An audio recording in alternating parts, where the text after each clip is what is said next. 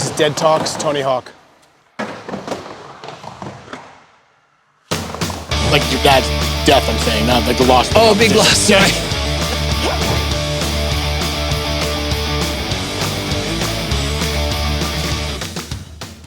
Was there anything that drew you to be comfortable talking to me right now in general? No, I just thought it sounds like a deep and interesting discussion that is far removed from usual podcast fodder. So I'm used to doing podcasts and talking about skateboarding and my career and video games and stuff like that. And it's hard to not sound like you have a canned answer for all that stuff. And I don't know how to give different answers because the experience that I had has remained the same. Yeah. I mean, in terms of my past. But it is an interesting subject matter for sure. And I mean, I've definitely dealt with my share of it, but more in a natural way, I guess. Natural way? I just mean like my dad passed away. He had cancer. He was in his 70s. And then my mom passed away from Alzheimer's dementia, and she was literally in her 90s. So not that it's expected, but they had a average to long lifespan. Yeah, at the same, I've had that conversation many times. Obviously, with my dad, it happened in a very abrupt way. I would say unnatural way. Yes, I pretty unnatural. I think so. And people often compare, deaths, and as you just said, natural, unnatural. At the end of the day, it's a personal experience, obviously. Right. But also, when I look at that, I think about how my dad passed, and you don't have to get into a deep conversation about that because it's not about me. But also, when I think about the way you just explained your parents died, even though it was natural, it was prolonged. Expected in some sense. In some sense. There was because there was a decline. Yes, and that makes that's a whole other level of difficulty, though. So in regards, no, I agree. It was, I think probably what I took away most was my dad just didn't want it to be about him. And he very much made me and my siblings go on with our lives, even when he was in his last days. So leading up to those last days, how much time did you have knowing that he was going to go? Did you know? I think so. I would say it was less than a year. I get that timeline is murky to me, but there came a time when his health was really failing, and it was like, all right, I'm going to cancel plans, obviously, and I'm going to stay home. And he's like, you can't just stay here and watch me die. You got to go do your thing. And even when I was out doing it, it felt strange because, sure, I'm still doing my career and whatnot. My brother he was the editor of Surfer Magazine back then. And he had his first chance to go to South Africa for a surf event. And he was like, I'm not going to that. And my dad was like, you got to go.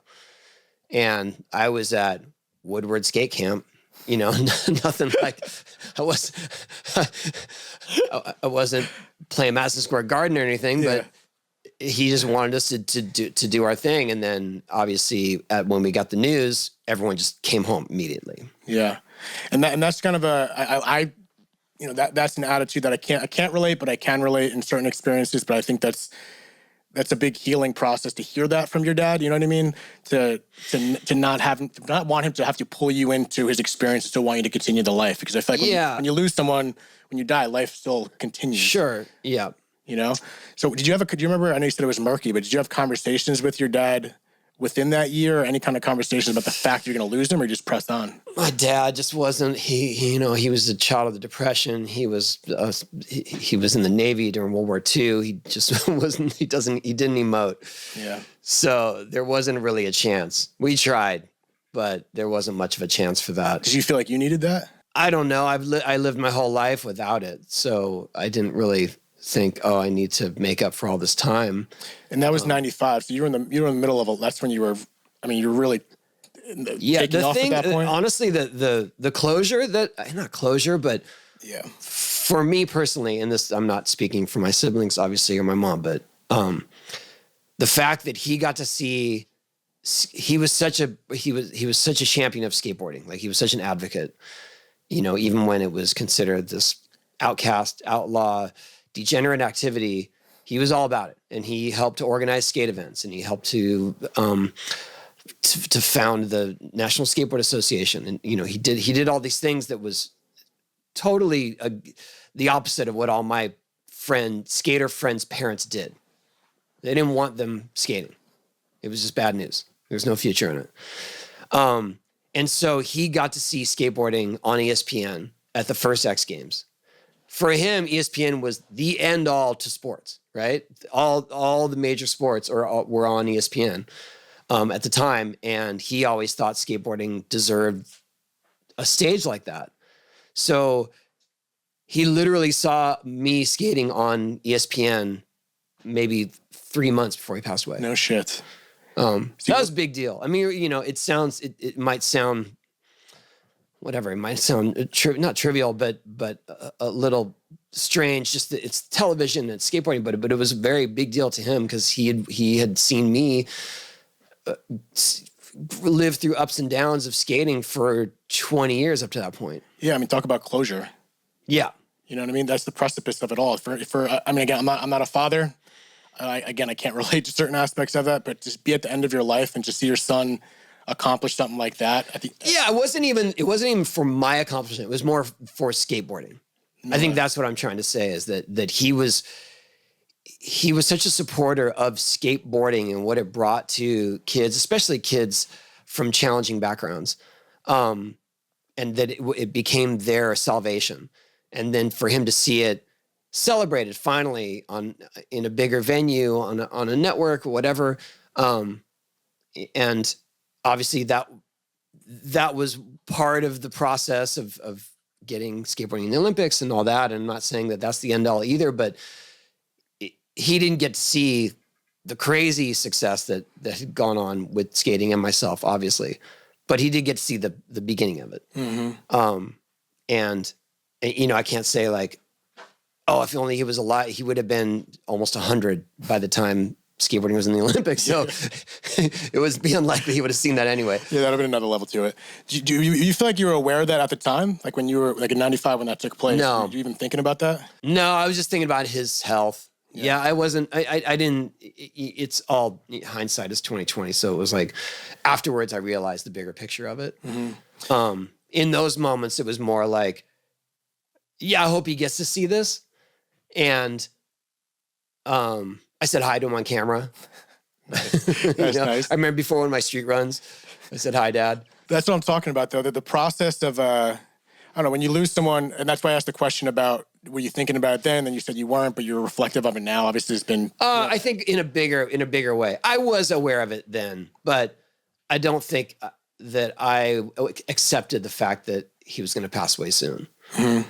So maybe I was in denial of that. Yeah. And was there a point where you realized you're not in denial? Like, what was the process for you? Oh, yeah. I think when I went to Europe, this is how it all transpired. I mean, this is just sort of the minutia of all that. But after the X Games, there used to be a series of competitions in Europe, skateboarding, mostly in the 80s and 90s. And so I went to Europe for those events. The first one was outside of London. The second one was going to be in Germany. The third was going to be in France. So that was like the European tour that the skate industry did. Mm-hmm. And I went to the first event in England, and I just could not get I just couldn't get in the mindset.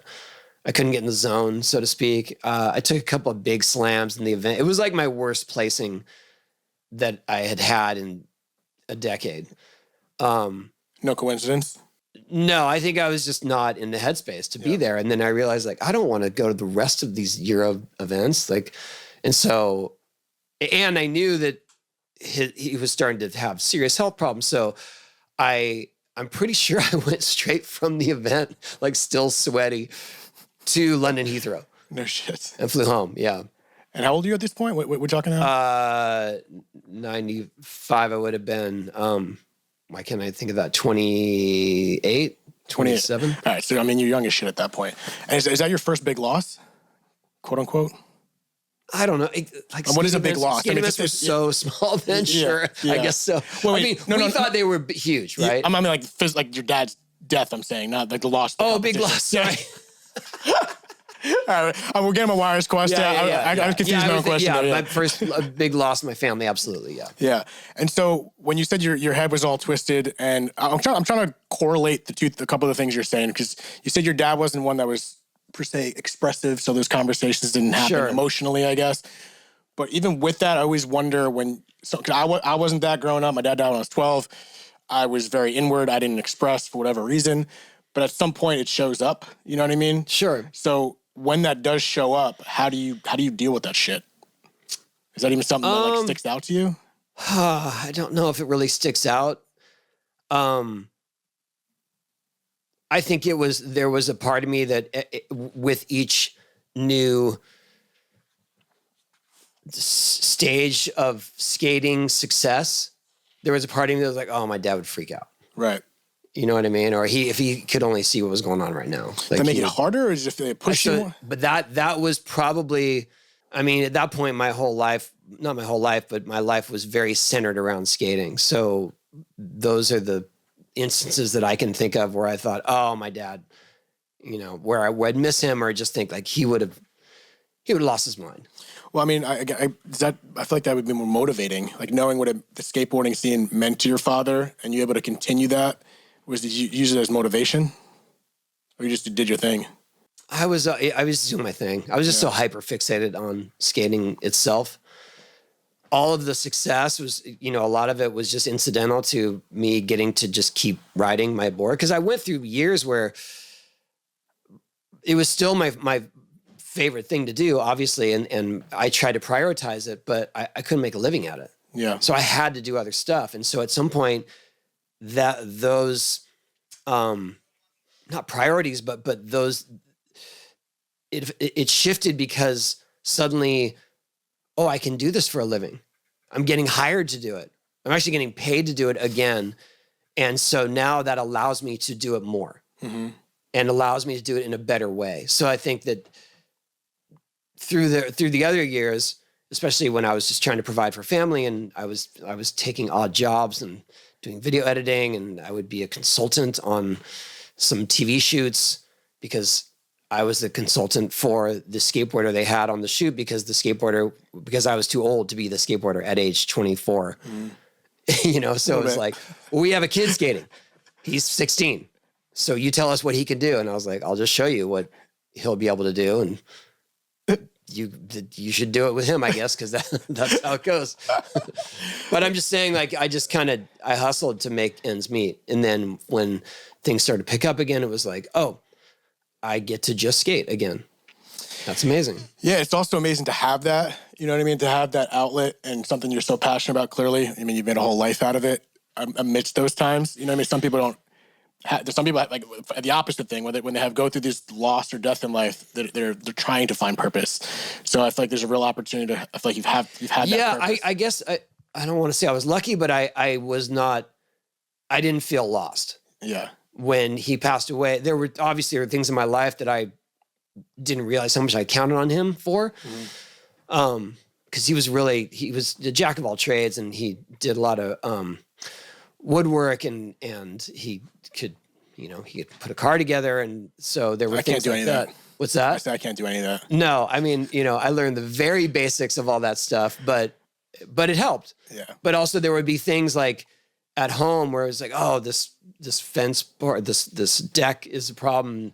He would just come over. He would literally go to Home Depot, get the stuff, come to my house, fix it, and that was it. And I never realized how much I took that for granted.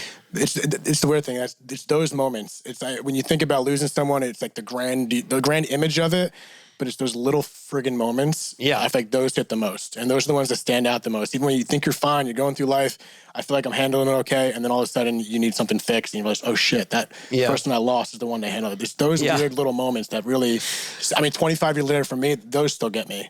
And it's like those are the little things. That's why I'm for anyone watching on YouTube, this is my face trying to be cool that you're still sitting in front of me, by the way. This is amazing. You have no idea because you live it yourself every day. But it's those little moments that hit us, and I think that's what kind of we get blindsided by. I think when we're coasting through life, we have the things going on, and we're busy, and we got this going on, but then it's those idle moments that it's not a trigger, I don't want to say, but those little moments you realize the person's actually gone. I feel like those are moments to recollect how you're doing and how you're feeling. Oh, yeah. And Yeah, it's those little, but they are triggers for sure. Cause then it's like, oh, this cascade of memories will come flooding in. And, absolutely. I mean, I think that, I had those moments too. I lost one of my best friends, 15 years ago now. And, I grew up skating with him. He and I toured together all the time. I got to know, obviously I knew his family and when his kids were born, and now they're both graduated from college and doing their own thing. But, I was super close to him, and there were things that we shared that I didn't really connect with anyone else on. And there are things that happen where some song will come on that we used to either make fun of or sing together. And it's like, those are the moments where it's like, oh man, Ray. It's those little moments. And it's interesting too, because you've lost both your parents, and you talk about a best friend. I'm not defining whatever each one meant to you. I feel like a lot of people feel guilty for certain losses. Like, you know what I mean? You lose a parent, but then you might lose a best friend, and the stigma and the societal image of how you should feel during certain situations where you may like, oh, I should feel more pain losing a parent than I should a best friend. But is there a different weight of what you experience being like your best, like a good friend and a parent? It's just different. I mean, you have your grief for your family, obviously, that is intense and difficult. And then you have grief for a friend, and then your grief extends to their family. Mm-hmm. And you want to be there I want to be there for them, but I can't replace them. Yeah. But I'm going to do everything I can to support them. And I have through the years, I mean, for sure. And it's the least I could do. Yeah. I mean, some people don't do that. Even though in your head, it seems like the least you can do. Some people don't know how to show up. And it's not like, I don't get, when people don't show up in certain situations, I don't ever take it personally. I think it all is a reflection of just not who they are per se, what they've experienced. And some people just don't know. But it's just interesting to me how some people just respond to these situations in just different ways. I don't know what that means. I do remember that's when you say that, that triggered a memory where there was someone that a friend, not super close, but after my dad passed away, he came to me, he's like, hey man, I'm sorry. I'm really sorry. I'm bad at this. I don't know. You know what I mean? But I love that. It was so honest, and it was like, yeah, me too. I'm bad at this too. That's the realest answer. Some people don't even want to add. If you can man up to that or woman up to that or whatever, I think that's the best thing you can say. But he was definitely looking for what the right thing to say. I was like, there's no right thing to say. There's no right thing to say. I have a friggin' podcast. I'll tell you what you don't say is everything happens for a reason. Yeah, that's one. That's one people say a lot. Yeah. And what is your take? Because we're gonna go a million directions. I want to be respectful of your time, because that to me is a very spiritual, individualistic belief approach. What are your beliefs towards death? I don't believe it. I don't believe everything happens for a reason. Sure, my dad had cancer, so there's a reason he died. Yeah. My mom was getting up there in age, and she had Alzheimer's, so there's a reason. But the idea that there's a bigger purpose for it, I just don't buy it. What do you think happens when we die? I'm not even. Think you can skate up there? What's that? Think you can skate over there? I don't know. Here's how I feel. My wife and I have this conversation too. It's like, we so badly want to believe like in ghosts or spirits. It's like, show yourselves. Yeah. You know what I mean? Like, we're down. Let's see what's going on. And we don't experience that stuff. I always wonder that too. I've gone down a million different conversations. I have thoughts, but at the end of the day, I'm just like, I guess we're going to find out. That's not a cop-out answer maybe, I guess. Right. But that question of this, I'm not, that's not even, I guess we don't have to go down there because I don't have any precise answers. I have a hard time thinking that there's nothing that happens, but I'm also not dismissed to be like, oh, it could be nothing. Like I could, whether I believe that or not, it's not, I would say my best answer, and I'm not an expert. I didn't go there. So, you're not an expert? Yeah. But the idea that your spirit lives on in the sense that you have friends and family that continue whatever you inspired them, or whatever traits or whatever you've done to inspire them to do something differently or better, perhaps. Mm-hmm. That's your spirit living on, right? I mean, that's like the spirit of my dad lives on in the fact that I'll do anything for my kids. I'll drive them to the ends of the earth. I'll build them whatever, because that's what he did for me. Right. And that's the example that I had to go by. I had to learn to be more, had to be more vulnerable with them and learn to be more, to have a more intimate connection with them because my dad didn't have that. But the good things from him, I took and ran with it. I like that. So even though it might be like it is spiritual, but it also is more memory and experience based, and those memories live on through in a spiritual way, I guess, if you want, for lack of better words, of spiritual, I guess. Yeah, I think so. The spirit can take all kinds of forms. So yeah, after moving to LA 13 years ago, I definitely learned that with the conversations I hear, but that's another conversation. In regards to you, I'm curious, and it's a weird transition, but you're a father of 4, right? 4? I have 4 of my own kids and I have 2 stepkids. So has that changed when it comes to mortality? I'm curious how, I feel like when you become a parent, correct me if I'm wrong, does that become more of a question, especially the loss that you've had and you have kids and you think about you not being here for your kids? Oh, yeah. Is that something that's shifted your perspective on death? Sure. And made me proactive in planning for it. Yeah. For them. Logistically, you mean? Logistically, yeah, because it's a disaster, if someone passes away suddenly, they don't have any sort of estate planning or end of life. It's all up to it's all up to the courts. 100%. And I've had it's a nightmare. Like I have a friend that's going through it that she lived with her partner for 30 years. They weren't officially married, but there's people coming out of the woodwork that he didn't even know. He passed away. There's no people coming out of the woodwork that he didn't even know or have any connection with. They're like, we're entitled to. He didn't have much. He had nothing set up either. Nothing. And I'm happy you brought that up. I wasn't even thinking we were going to go in this direction, but I've had all these conversations, emotions, this, yada, yada, spiritual, but that the logistical aspect of death is something that I feel like is brushed under the rug. And it's kind of tied into this whole conversation of not wanting to talk about it, which is the big premise of this conversation. And I think not wanting to talk about it is part of not setting it up, not facing it.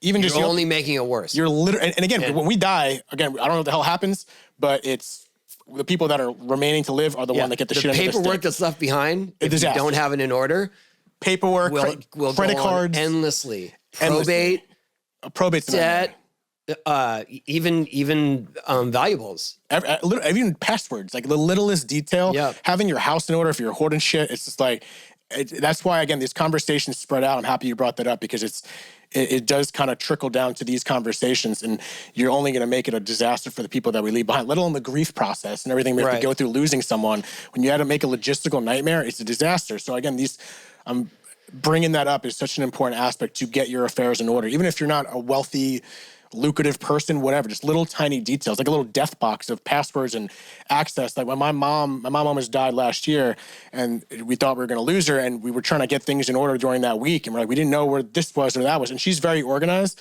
but little details of passwords and paying bills and the stuff in that. And if you don't have that in order, it's just going to be a clusterfuck, excuse my French, for when someone dies. And I think that all comes back to just a friendly little conversation. But the frightening aspect too is that it all goes to government control, and then you're just waiting. Yeah, and that's where it comes into having it in trust, and then the state. That's a whole other conversation. But I think it all comes back to this contemplation. So, when you said yes to having this podcast, why I first asked, like, obviously you've had your experiences, but for you to be open to this, I think it just says a lot. And I want to thank you for doing this. To another transition, I'll be all over the place. And if there's anything you want to say, just cut me off. But I want to compare the two experiences you had, because you said, again, with your mom and dad, they were more natural, but your mother was much later in life. That was 5 years ago. Was that, I don't want to say the wrong words here, but was that a different experience in the way you processed that? Because that was a long battle with Alzheimer's. Yeah, it was way different. Well, also we saw her slip away to the disease. So it was very much that each visit got progressively worse, and you could see that she just wasn't cognizant. She didn't half the time know who we were, in the beginning it was more that she just didn't. I mean, for instance, she was in a home. It was only 5 minutes from my house, and then I went to go visit her. And the first time I saw something where I was like, "Oh, this is a problem," she's like, "Oh, how long are you in town?"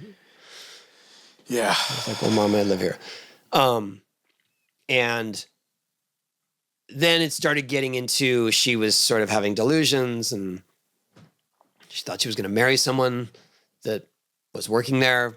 Just stuff like that. It started getting weird, and then she started to lose her speech ability, and then we had, she started wandering, and So we had to put her in a different area where she couldn't get out. And, you know, it was just such a decline, kind of a slow decline. And then as she lost her ability to speak, things went very fast. And then she was unable to eat for the most part. Did you feel a relief when she passed? Yeah, only because I knew her so well that she would not have wanted that.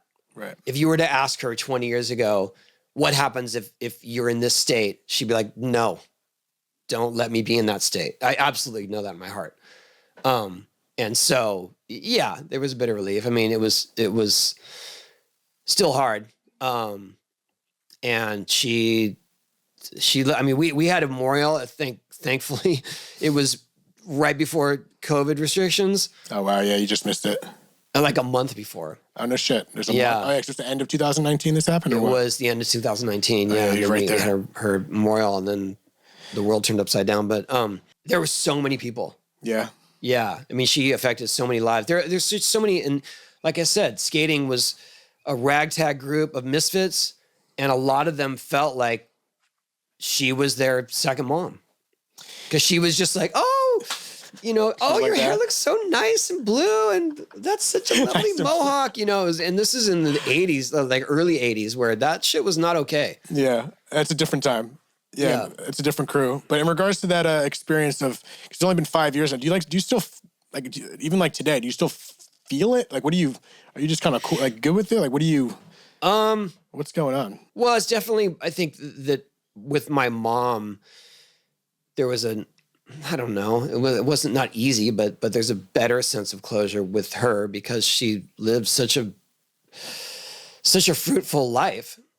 And such a, not a big life, but meaningful. Yeah. And, you know, she literally died in her 90s. And so that was a little bit easier, not easier, but more understanding to process, I guess. That's my best version of it. When my dad, even though I thought of him as being, you know, he was 72, I thought that was pretty old. Mm-hmm. Now I'm thinking like it's not that old. Yeah. I'm nearing that age. I feel the same way as I get older. I'm on the other side of the middle age towards that, so I'm more like, wait, that's not that old. It used to be older though. I feel like, you know, 40 years ago, Yeah. there's a different feel towards Sure. the age of 70. Even when being younger, it was a different feel. But there's definitely my mom's influence resonates. And just afterwards. Yeah, for sure. And in the same way that, you know, just being so hyper supportive of your kids and encouraging people to follow their passions, that was her best trait, really. Mm-hmm. Was like people would be trying stuff, and even their parents would not be supportive, and she'd be like, you can do it. Well, speaking of support system, I feel like that's such a big, that can be such a massive deal. At least for me, it was a massive deal in just getting through that stuff when it comes to losing people. Has the support system played a big role in your life in regards to the people around you being there? Does that even stand out to you? Not to call out the people in your life, but kind of. I think so. Well, my family for sure. My parents in the early days, my siblings. In fact, my one of my sisters was my business manager and business partner for almost 20 years. No shit. Nice. Yeah, because she was a singer. She had a lot of success singing, sang for the Righteous Brothers and for John Denver, for Michael Bolton. And then she had kids and decided she didn't want to be on the road, but she understood entertainment. And suddenly what I was doing was more entertainment than just hardcore skating. You know, I say that in the sense that suddenly my opportunities became those of what you would consider more like actors or singers and stuff, where it's like, oh, they want you to this big event. Yeah. Or we're going to do a tour. And we had never experienced that with skating before on that level.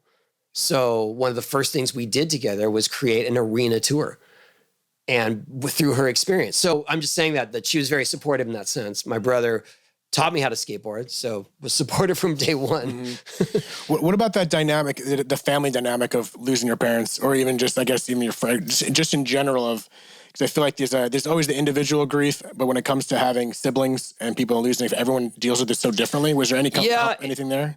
There was. I think that my mom was the great connector in the sense that one of her really good attributes was that she always wanted to have gatherings. and get everyone together, even if it was not just us, but friends and family and stuff. And she was really good at that. I feel like,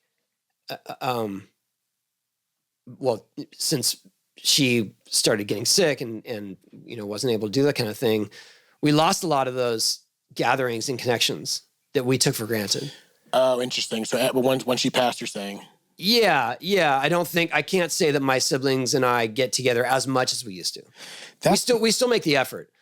That resonates with me because as soon as my dad died, I've a very big Italian family and we're very close with a lot of them. But after that, I haven't think I talk about that too much since you just said that. But right after he died, I feel like, and I'm not saying he was the catalyst or what it was, or maybe it was the trauma of it all.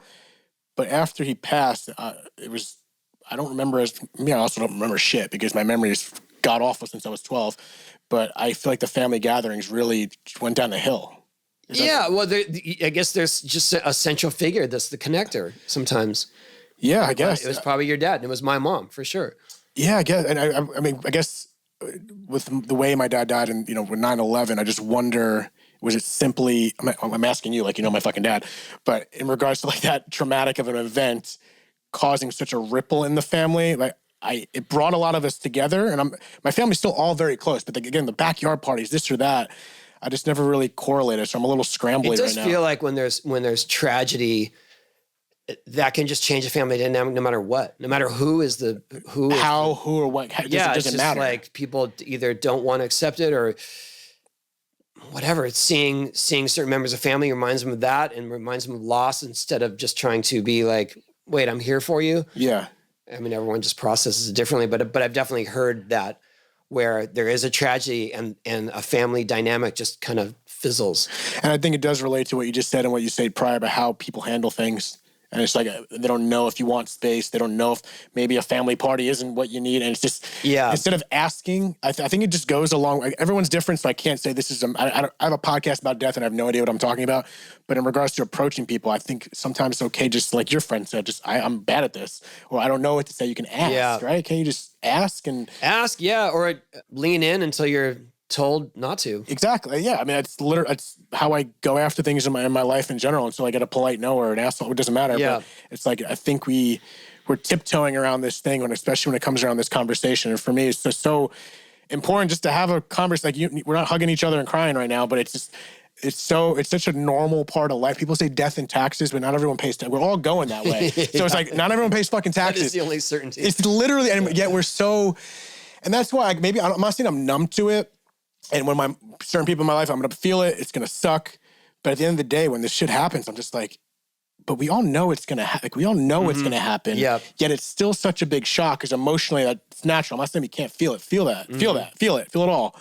But at the same time, it's like we're pushing the most inevitable thing away by not talking about it. And sometimes I don't think talking about it is always the answer, even though it's a podcast.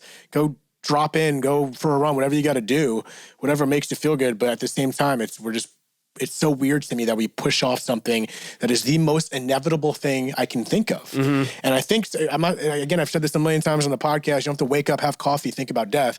But the contemplation of it, to me, just when you do get smacked with it, because you will, whether it's someone close to you or in any way, if you haven't experienced it yet, you're going to. So just like, think about it a little bit, and not in a morbid way. For sure. It's like, you're not sad, right?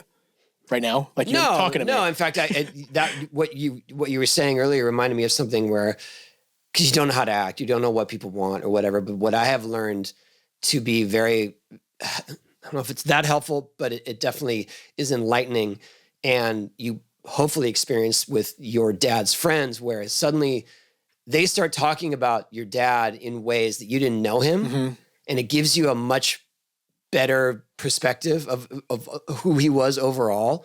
And I do that with my friends' kids, where one of my other good friends, us three were the Three Musketeers, skating, doing everything, joking around, and like getting wasted in Europe and just doing stupid stuff, right? Because we were in our late teens and 20s on tour. And so I get to share those stories with his kids now who are grown up, and they appreciate it. You know what I mean? It's not like I'm smearing his name. Mm-mm. It's more like, they get a sense of that he was this really fun guy beyond just a great dad. And I mean, we used to call him BD, best dude ever. Like he just was the most solid dude, even though we had these crazy times, but they do appreciate that. And I mean, this is the dumbest example, but it's pretty funny. I have this photo of him by the Eiffel Tower when we were on tour one time, and he's going like this, and the photo's kind of confusing because it's really dark. And so I just thought he was like, ta-da, you know? And so, and I don't know how far we can go with this. But, as far as you want. So his daughter, I took her to France a few years ago, about five years ago for her first time. And we went out to dinner near the Eiffel Tower, and I was like, let's recreate this photo. And then I'm like, you gotta stand like this, you go like this. And as I'm doing that, I realize like, oh, he's holding the Eiffel Tower like it's his penis. I knew it. That's what he's doing. And I realized it in that moment, and I just started laughing hysterically. And then finally I said, Olivia, this is what he's doing. Because she's in her 20s by now. And she starts laughing, and then she does it. I love that. That's fucking And it's badass. just like, that was one moment where I really got to share like what a goofball he was. And maybe they never really knew that of him. I mean, she was like 8 when he died. Yeah. I wasn't going to spoil the story. But he's going Dick Eiffel Tower. I knew you were doing that. Yeah. Which I'm sure when I took the photo was my idea or his. We did, you know, I just forgot. Yeah, that's fucking amazing. But I do feel like there is that, and there was the movie that kind of touched on that with Bill Burr. And Jeff, you know this about 9/11. I think I should know this. That's the one he plays a firefighter, right? Yeah. Oh, there's a Pete Davidson one. Pete Davidson, King of Staten Island, I think, or Staten Island King. I'm from Staten Island. King of Staten Island, right? King of Staten But I Island, yeah. felt like that touched on that subject where it's like you get to know your dad's buddies and you get a better picture of him over and over and a more complete picture of him. And I feel like if you're in a position to do that for friends who passed away, maybe suddenly, maybe not, but to their kids who didn't know that side, it's a gift. And I personally, I know you're not making it about me, but I personally resonate with that. My uncle Augie, one of my dad's best friends, we bring it up all the time. And one of the times I saw him, I was like, can you tell me a story? I'm 35 now. It's been quite some time. But those stories that I get of my dad or anyone, could be anyone, it's a new memory. It's a new non-memory because it's a memory I wasn't there for. But it's a new experience. But I see photos I haven't seen. It's like, oh, I get a chance to feel like I'm meeting my dad again. And it's a very sacred thing. So for you to recognize that, to be that person, it's not a little thing. Especially for someone who's lost someone young. Oh, no. I mean, both Keaton and Olivia are the kids I'm talking about, but both of them, when we bring up new stories, I just see them light up. Like, I'm lighting up. And you're not even talking about, I'm losing my dad at 12. I missed out on the best times being a grown man with my father. So it's like, to kind of relive something I didn't get a chance to live. It's a weird mixture of everything, but at this point, I want to hear it. I almost want to hear the weird shit my dad did. That's why I want to sit down with my dad. Like, tell me some of where's like the things he did that, that's my job. Yeah. that's what I do. For the memory of Ray, who probably would think it's hilarious. Exactly. And I know if my dad's anything like me or vice versa, I'd want to know all that shit. And I think those are just poignant points that just resonate. And I don't know. I don't know what all this shit is. I don't know there's no reason for everything, but I just feel like you're here to enjoy it. And so that's all I know. Like whatever. Well, I think that was what bothered me about that saying. And I think that's when I made that distinction where it's like people would tell his widow, oh, everything has a reason. I was like, there's no reason for this. This one of the greatest dudes who's an excellent dad who did nothing untoward or abused himself. There's no reason for that. Have you ever tried even though you don't like there's no reason for your dad to be caught in one of the greatest tragedies of the U.S. Yeah, even if I'm with you on that, like half and half. And every reason that like I maybe there is a reason, maybe there's not. It's hard to see the reason when it's something so painful. If I were ever just like, I'm a devil's advocate kind of person, even if I don't agree with something, I like to let's just play on that side, see what happens even if I don't agree. The weird thing is maybe it's not a reason, maybe it's just finding a reason or finding something out of the darkness without being corny as hell. When certain things happen, when you lose someone in your life, whoever it may be, I try to force myself, for better or for worse, to find not a reason, but to just find the positivity, as fucked up as it can be. Sometimes you're like, what is it? Yeah, I feel like that's more of a silver lining, though. Yeah, okay, I agree. Because Right? then because certain people passed away. I mean, it's semantics. I agree. It's this tomato. I don't fucking know what I'm saying, but it's like that. People can find a reason without. You know what I mean? It's just a silver lining. I don't mind how. It's not even, go through life how you want and believe what you want and have your own value system. But it's more when you're directing that philosophy to someone that is in dire grief. Yes, agreed. And you're trying to convince them of something that they're not experiencing. Yeah, this is a conversation for someone who's, again, 25 years down the line. Sure. That's all I'm saying. I'm not saying, like, don't believe what, whatever you want. No, I was just trying to paint you in that picture. I was just trying to, I'm just kidding. You're good. But, Tony, is there anything else you want to bring up? Oh, I did want to ask you. So with this, it's a very basic question asked all the time. Are you scared of dying? Less now than I might have been. How so? I don't know. I mean, I feel like I've led a great life. I have an amazing family. I want to be around as long as I can. I hope so too. To see grandchildren and to do and to retire in an actual way. But I feel like I finally figured out how to lead a healthy lifestyle and to be a good parent, a good partner, and so. I don't feel like I don't feel like I would leave something not unfinished, but just in chaos. Does that make sense? No, that makes sense. I mean, you kind of tapped into it for you, like the logistics of just kind of keeping your affairs in order. Is that what you mean? Or just in general, when you leave, you want affairs? Yeah, or just to not. I don't know. Like, look, I can't. Like, I got to live a dream that was beyond any dream I ever imagined. And at this point, I get to do side quests of that dream and just do random stuff for fun that I never imagined or dreamed that I could even have the opportunity to do. And so in that respect, it's kind of like, what else could there be? It's amazing. And I'm still trying to be as effective and as productive. And still learn, like still evolve for sure. But I guess I'm just more comfortable in my own skin. So I feel like if this is what I've offered, if this is what the legacy that I've given to my family and whoever else, I'm pretty happy with it.